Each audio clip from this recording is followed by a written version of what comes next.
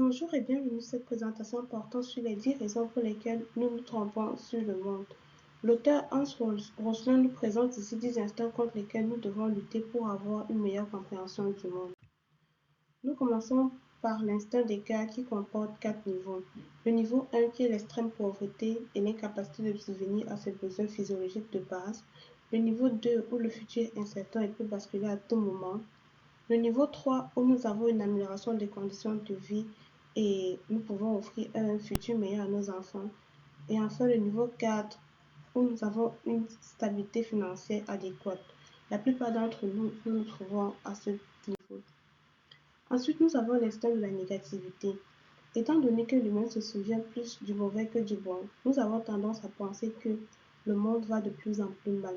Et cette pensée est boostée par ce que nous voyons dans les médias, véhiculant en majorité des nouvelles négatives, par l'altération de nos souvenirs et par notre ressenti personnel de l'état actuel du monde.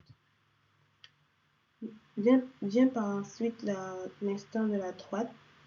C'est le fait de penser que la population croît en suivant une ligne droite, c'est-à-dire une croissance constante et continue, et que si nous ne faisons rien, elle continuera d'augmenter sans jamais diminuer.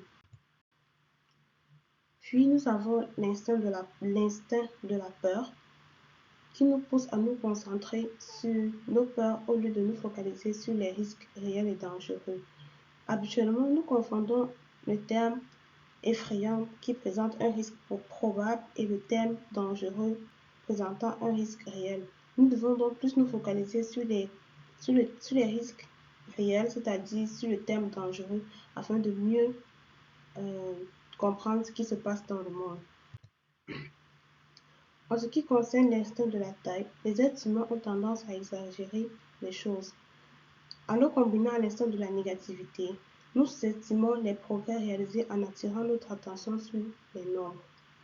Le monde ne peut pas être compris sans les nombres. Toutefois, nous ne pouvons pas le comprendre juste avec des nombres. Ainsi, il dirige notre attention et nos ressources vers des cas individuels et isolés, nous éloignant ainsi du réel. Nous passons à l'instinct de la généralisation, qui est le fait de regrouper les choses, les personnes ou les pays ayant pourtant des réalités différentes. L'instinct d'écart, vu tantôt, divise le monde en nous et eux, et l'instinct de généralisation fait en sorte que nous pensons à eux comme tous identiques.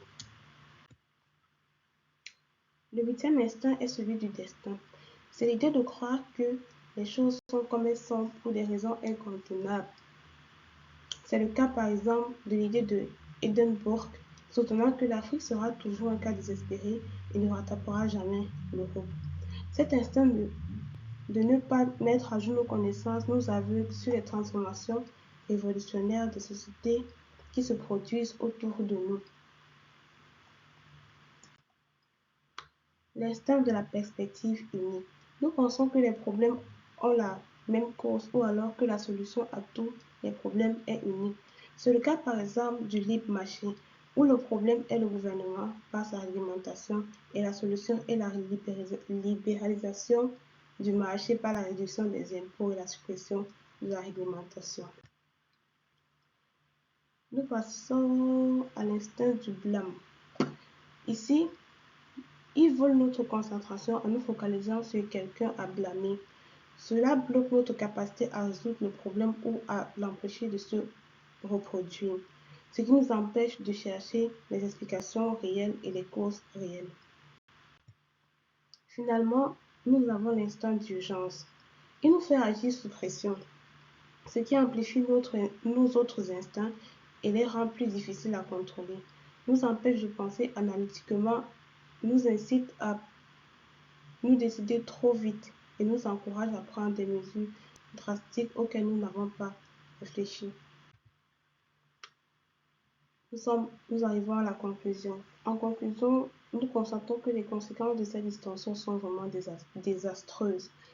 Nous voyons des politiciens qui ne savent pas élaborer de politique ou encore des entrepreneurs qui ignorent le potentiel de leur marché. Rosling nous demande donc de contrôler ces instincts et de calmer nos peurs irrationnelles pour commencer à nous attaquer à nos préjugés. Cela me laisse donc une question pour vous. Est-ce que vous pensez que l'on peut venir à bout de ces 10 instants? Merci beaucoup d'avoir écouté cette présentation.